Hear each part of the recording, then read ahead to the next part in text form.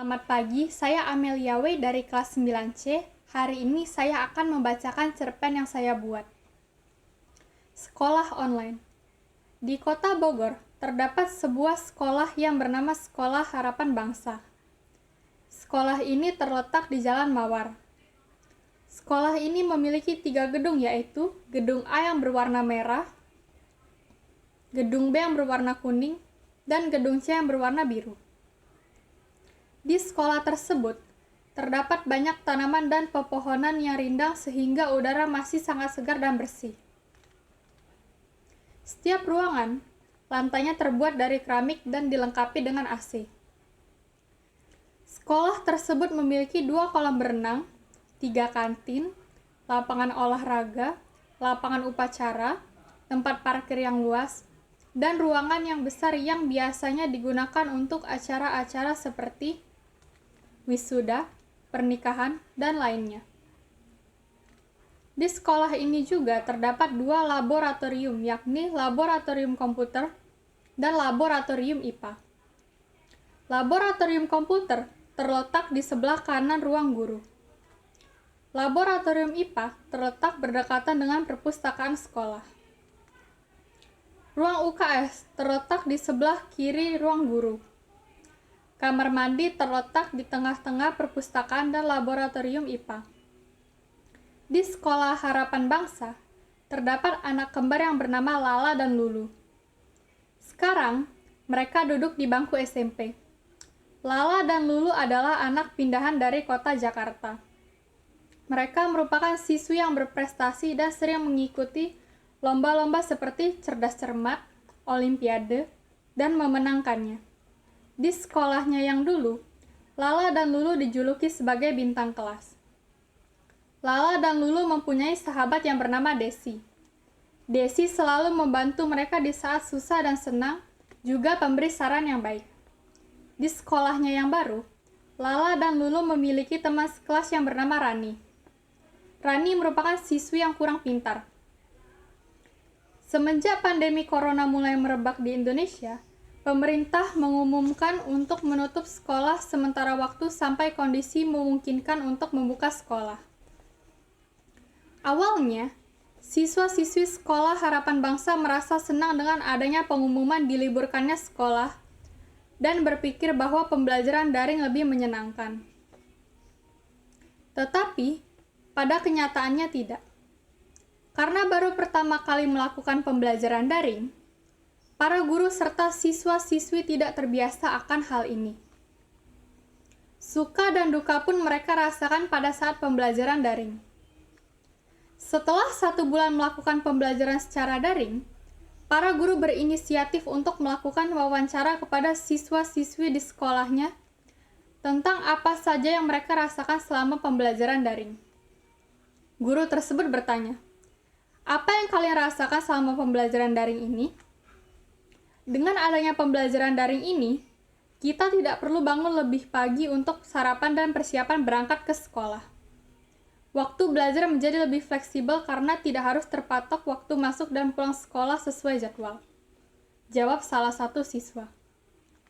Dan, siswa-siswi lain yang hadir pada pertemuan tersebut mengatakan, "Setuju," dengan penuh semangat. Siswa yang lain menambahkan, "Kita merasa terbantu dengan adanya mesin pencarian dalam menyelesaikan tugas dan memiliki beragam pilihan sumber bacaan, jadi tidak harus membaca buku. Juga lebih sering menghabiskan banyak waktu bersama keluarga." Guru tersebut bertanya lagi, "Apakah kalian mengalami masalah dalam pembelajaran daring ini?" Salah satu siswi menjawab, "Iya. Koneksi internet yang tidak stabil menghambat kemampuan performa kami dalam menyelesaikan tugas yang terkadang membuat tugas terlambat kami kumpulkan. Cara belajar yang berubah membuat kami kesusahan untuk beradaptasi. Walaupun dari rumah, pembelajaran daring ini sangat melelahkan. Ada kalanya juga siswa-siswi merasa kesulitan membagi waktu dan merasa jenuh karena banyaknya tugas yang diberikan oleh guru."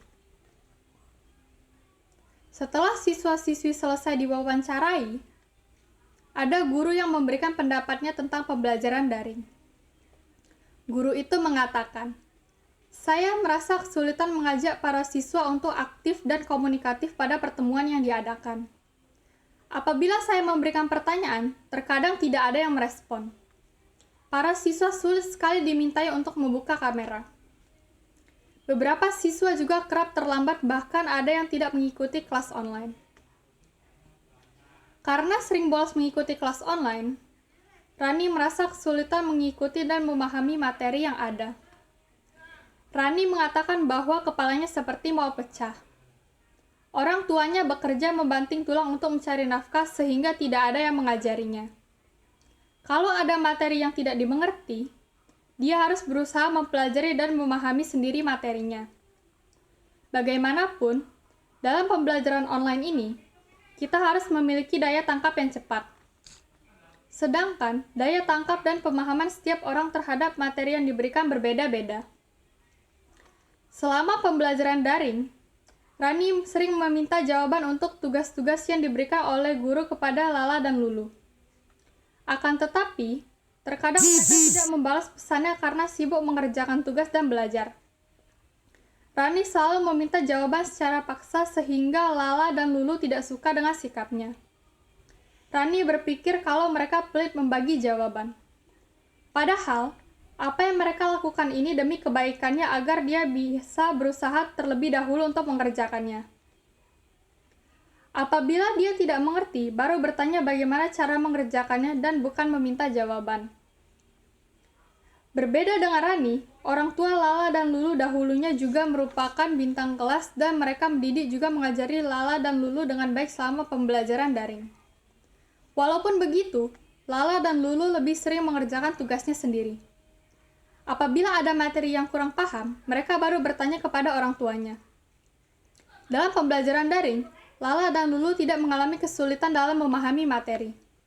Tetapi, terkadang ada masalah dengan koneksi internetnya. Pada saat pembelajaran daring ini, Lala mengikuti Olimpiade IPS dan Lulu mengikuti Olimpiade Matematika. Lala dan Lulu belajar untuk Olimpiade 2 minggu sebelum Olimpiade itu dilaksanakan. Lala dan Lulu dibimbing oleh masing-masing guru mata pelajaran. Setelah selesai kelas online, Lala dan Lulu membaca materi dari buku cetak, Google, atau menonton video di YouTube. Lala dan Lulu juga mengerjakan soal-soal yang biasa keluar di Olimpiade.